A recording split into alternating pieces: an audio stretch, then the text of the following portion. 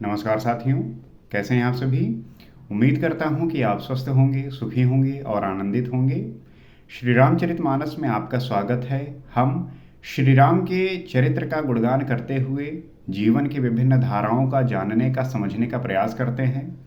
और इसमें जो आपकी सहभागिता है, आपका जो योगदान है, आपका जो एक कृपा पात्र है, उसके माध्यम से हम इन चीज़ों को बेहतर तरीके से जान सकते हैं, समझ सकते हैं। और हमारी जो उत्कंठा है इसको जानने के प्रति, हमारी जो एक क्यूरियोसिटी है कि हम इसको जो है जान पाए, समझ पाए।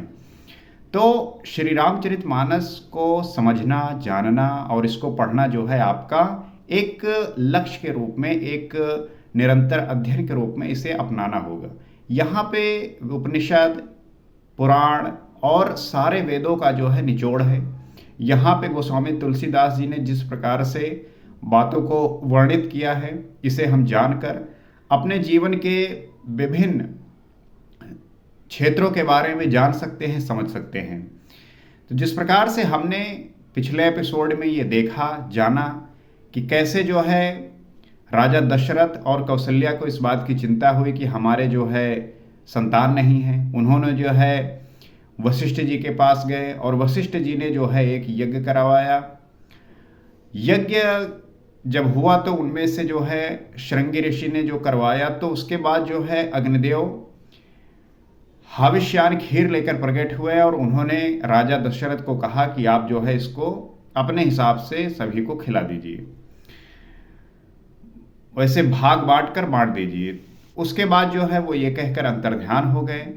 राजा जो है वो परमानंद में मग्न है, हर्षित हैं। जाहिर सी बात है कि जिसके घर में संतान की कमी हो, संतान ना हो और उसके यहाँ पे संतान की पूर्ति होगी तो उसे कितना हर्ष होगा, कितना आनंद आएगा। आगे जो है गोस्वामी तुलसीदास जी लिख रहे हैं, तब ही राय प्रिय नारी बोलाई, कौशल्यादि तहाँ चली आई। अर्ध भाग कौशल्य ही दीन्हा, उभय भाग आधे कर कीन्हा। उसी समय राजा ने अपनी प्यारी पत्नियों को बुलाया। कौशल्या आदि रानियां वहां चली आईं। राजा ने पायस का आधा भाग कौशल्या को दिया और शेष आधे के 2 भाग किए। तो जो अग्निदेव ने वो हाविष्यान पायस दिया था, उसे जो है कौशल्या को बुलाया और कैकेयी तथा सुमित्रा को भी उन्होंने बुलवाया। उसमें से आधा जो भाग है वो कौशल्या के दिया, बाकी जो शेष भाग है उसे उन दोनों में आधा आधा दिया। कैकेयी कह नृप सो दयो, रहयो सो उभय भाग पुन भयो। कौशल्या कैकेयी हाथ धरी, तिन सुमित्र ही मन प्रसन्न करी। वो उनमें से एक भाग राजा ने कैकेयी को दिया, शेष जो बचा रहा उसके फिर 2 भाग हुए और राजा ने उनको कौशल्या और कैकेयी के हाथ में रखकर, अर्थात उनकी अनुमति लेकर और इस प्रकार उनका मन प्रसन्न करके सुमित्रा को दे दिया। तो इस प्रकार से राजा ने कैकेयी को जो है उनमें से एक भाग दिया, शेष जो बचा रहा उसके फिर 2 भाग हुए और राजा ने उसको कौशल्या और कैकेयी के हाथ में रख दिया। उसके बाद जो है मन में प्रसन्न करके सुमित्रा को जो है दे दिया। तो इस प्रकार से जो है वो इस भाग का बंटवारा हुआ और इस तरीके से अलग अलग दिया गया। एहविद गर्भ सहित सब नारी, भई हृदय हर्षित सुख भारी। जा दिनते हरि गर्भ ही आए, सकल लोक सुख संपत्ति छाए। इस प्रकार सब स्त्रियां गर्भवती हुई, वह हृदय में बहुत हर्षित हुई, उन्हें बड़ा सुख मिला। जिस दिन से श्री हरि लीला से ही गर्भ में आए, सब लोगों में सुख और संपत्ति छा गई। तो वो स्त्रियां जो है गर्भवती हुई, कौशल्या, कैकेयी और सुमित्रा। उनके हृदय में बहुत ज़्यादा हर्ष है, उन्हें बड़ा सुख प्राप्त हो रहा है और जब से श्री हरि गर्भ में आए हैं सब लोगों में जो है सुख और संपत्ति छा गई है। क्योंकि ये सभी देवताओं को भी यही आशा है कि वो जब जन्म लेंगे तब रावण जो जितना अत्याचार मचा रखा है उससे हमें छुटकारा मिलेगा। सारे ऋषिगण, मुनिगण सभी यही जो है आशा कर रहे हैं। तो सभी जो है सारे लोक में जो है सुख और संपत्ति छा गई है। मंदिर मह सब राजही, रानी शोभाशील तेज की खानी। सुख जुत कछुक काल चली गयो, जेहि प्रभु प्रगट सो अवसर भयो। शोभा, शील और तेज की खान बनी हुई सब रानियां महल में सुशोभित हुईं। इस प्रकार कुछ समय सुखपूर्वक बीता और वो समय आ गया जिसमें प्रभु को प्रकट होना था। वो जो जितनी रानियां थीं वो सब शोभा, सील और तेज की खान थी। हर एक स्त्री के भीतर ऐसे गुण होने चाहिए। हर एक स्त्री के में जो है ऐसे जब गुण होते हैं तो उसका जो है सम्मान हर जगह होता है। वो शोभा, शील और गुणों की खान होनी चाहिए, तभी जो है उसका आदर होता है, सत्कार होता है। नहीं आप देखते होंगे कि हमारे देश में या विभिन्न देशों में स्त्रियों का हाल जो है कितना दयनीय होता है, लेकिन हमें जो है उन्हें उस प्रकार से आदर देते हुए, उनका सम्मान करते हुए, उनको एक बराबर का हक देने का जो है पूरी तरीके से प्रयास करना चाहिए हर एक क्षेत्र में। यही जो है एक मानवता है और यही जो है प्रकृति का नियम है। इस प्रकार कुछ समय सुखपूर्वक बीता और वो समय आ गया जिसमें प्रभु को प्रकट होना था। गर्भवती हुई तो एक टाइम पीरियड होता है, आपको पता है कि 9 महीने बाद जो है बच्चा जन्म लेता है। तो सुखपूर्वक जो है समय बीता और वो समय आ गया जब प्रभु को प्रकट होना था। जोग लगन ग्रह बार तिथि सकल भय अनुकूल, चर अरु अचर हर्ष जुत राम जन्म सुख मूल। योग लग्न ग्रह वार और तिथि सभी अनुकूल हो गए। आप अक्सर देखते होंगे कि जब आप कुंडली बनवाते हैं या कई तरीके के जो है बातें होती है या किसी का जन्म होता है, तो लोग अक्सर ये देखते हैं कि इसका जन्म किस नक्षत्र में हुआ है, क्या जो है महीना है, तिथि क्या है, ये सारी बातों को, मुहूर्त क्या है, इस सारी बातों का जो है जिक्र होता है। राम जिस समय पैदा हुए उस समय योग लग्न ग्रह वार और तिथि सभी अनुकूल थे। जड़ और चेतन सब हर्ष से भर गए क्योंकि श्री राम का जन्म सुख का मूल है। नवमी तिथ मधुमास पुनीता, शुक्ल पक्ष अभिजित हरिप्रीता, मध्य दिवस अति शीत न धामा, पावन काल लोक विश्रामा। पवित्र चैत्र का महीना था, नवमी तिथि थी। तो रामचंद्र जी का जो जन्म हुआ था वो चैत्र के महीने में नवमी तिथि, शुक्ल पक्ष और भगवान का प्रिय अभिजित मुहूर्त था। दोपहर का समय था, न बहुत सर्दी थी न धूप गर्मी थी। वो पवित्र समय सब लोगों को शांति देने वाला था। चैत्र का जो महीना होता है उसमें ना तो बहुत गर्मी होती है ना ही सर्दी होती है। फागुन के बाद जो चैत्र का महीना आता है उसमें जो है चैत्र के महीने में नवमी तिथि को जो है वो जन्म लिए। शीतल मंद सुरभ बह बाऊ, हर्षित सुर संतन मन चाऊ, बन कुसमित गिरगन मनियारा, श्रवहि सकल सरिता अमृत धारा। शीतल मंद और सुगंधित पवन बह रहा था, देवता हर्षित थे और संतों के मन में बड़ा चाव था। वन फूले हुए थे, पर्वतों के समूह मड़ियों से जगमगा रहे थे और सारी नदियां अमृत की धारा बह रही थी।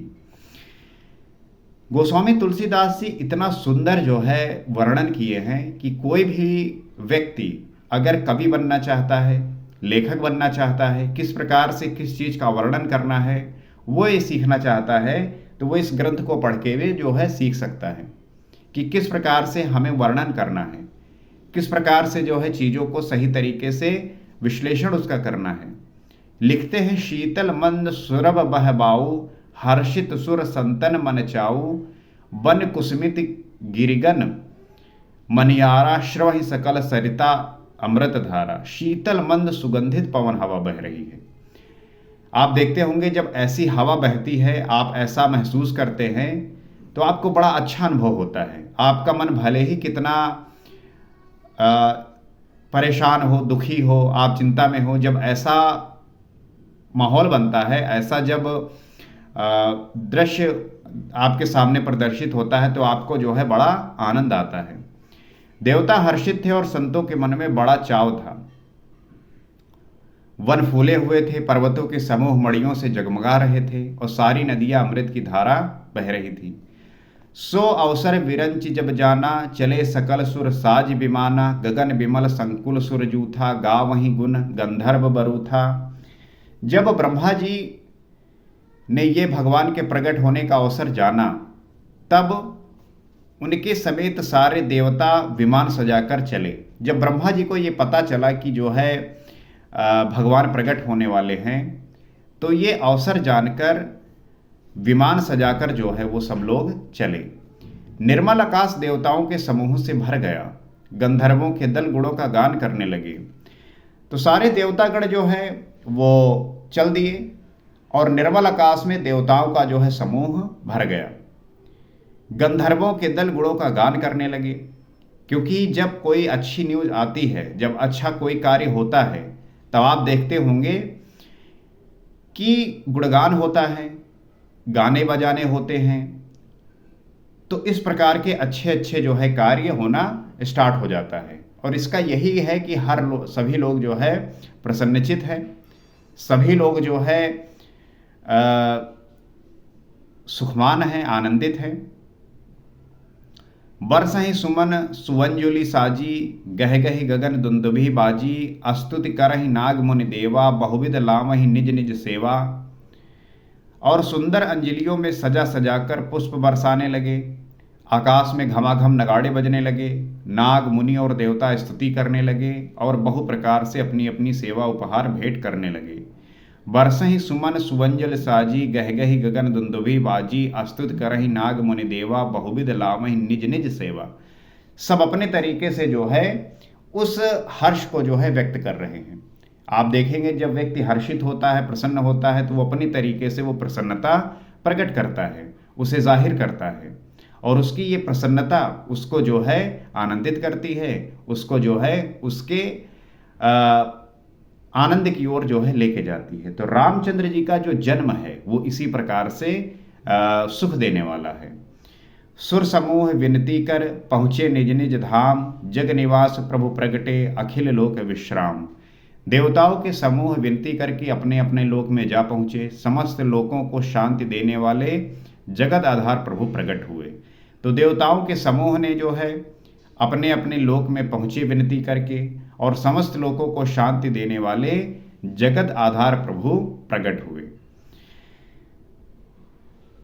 ईश्वर का जन्म होना, एक अच्छे आत्मा का जन्म होना, एक अच्छे व्यक्ति का प्रकट होना, एक अच्छा व्यक्ति का हो जाना, ये उसी प्रकार से है जैसे कि आपको जो है आनंद देने वाली सबसे अच्छी वस्तु मिल जाए, या कोई भी बात मिल जाए, कुछ भी ऐसा मिल जाए जिससे आपके जीवन में आनंद बहने लगे। तो रामचंद्र जी का जन्म तो ऐसा सुख देने वाला है, ऐसा जो है कल्याण करने वाला है कि इसको सुनने मात्र से जो है आपको आनंद की अनुभूति होती है। उसके बाद वो क्या क्या लीलाएं करेंगे, जब आप उसको सुनेंगे, उसको आप जानेंगे, तब जो है आप पाएंगे कि हमारा जो जीवन है वो कितना ही महत्वपूर्ण है कि हम अपने भीतर वो सारे गुणों को प्रकट करें जो हमारे लिए आवश्यक है। और यही जो है आपको नित्य आपके जीवन में आगे बढ़ाएगा, आपको जो है आपके गंतव्य तक पहुंचाएगा, आपको जो है आपके अपने लक्ष्य तक लेके जाएगा। तो मुझे पूरी उम्मीद है कि आप इस कथा का आनंद ले रहे होंगे, आप जो है इसका गुणगान कर रहे होंगे, और आपकी जो साधना है उस इष्ट के प्रति, अपने खुद को जानने के प्रति, और जितना हो सके आप जब जान जाएंगे तब आप पाएंगे कि आपकी जो आनंद है वो कहीं बाहर नहीं, आपके भीतर ही है। और मुझे पूरी उम्मीद है कि आप इसका जो है ध्यान जरूर रखेंगे। हमारी कोशिश यही है कि आप उन सारे बातों से अवेयर हो सकें जो आपके लिए जानना आवश्यक है, कि किस प्रकार से जो है ये संसार काम करती है, ये दुनिया काम करती है, और कैसे जो है हमें इसके साथ रहना है, इसके साथ जीना है। क्योंकि हम भूल जाते हैं कि कैसे जो है लोगों के साथ जीना और उनके साथ जीते हुए अपने आप को इस प्रकार से लेके चलना जहाँ पे हम सुखी और आनंदित हो सकें। तो मुझे जो है पूरी आशा है कि आप जो है इन बातों को समझ पा रहे होंगे। आपकी क्या राय है, आप भी जो है बताइए, ताकि साथ में मिलकर हम इस कथा को और भी प्रभावी बना सकें। आप इस चैनल से जुड़ सकते हैं और उन व्यक्तियों तक भी इस कथा को ले जा सकते हैं जो इसको सुनकर आनंद प्राप्त कर सकें। और मान लीजिए किसी कारणवश उनकी दिशा जो है भ्रमित हो गई है, उनको वो दिशा नहीं मिल रही है, तो मुझे ऐसा पूरा विश्वास है कि ये बातें उन्हें जो है लाभ देंगी, उनको जो है ये जरूर फायदा करेंगी। क्योंकि सोशल मीडिया के समय में लोग कार्य करते हुए भी इन सारे बातों का आनंद ले सकते हैं, और किसी भी व्यक्ति का जीवन किस वाक्य से बदल जाए, किस शब्द से बदल जाए, किस बात से बदल जाए, ये उसकी जो है साधना पे भी निर्भर करता है, उसके होश पे निर्भर करता है। क्योंकि किसी को एक बात इतनी अच्छी लग जाती है कि उस बात को ध्यान में रखकर वो बड़े बड़े निर्णय जो है ले पाता है। तो मुझे पूरी उम्मीद है कि आप जो है इसका आनंद ले रहे होंगे। अगले एपिसोड में हम राम के जन्म का जो है वर्णन करेंगे, समझेंगे। आज इतना ही, अगले एपिसोड में आपसे फिर मुलाकात होगी। सीताराम।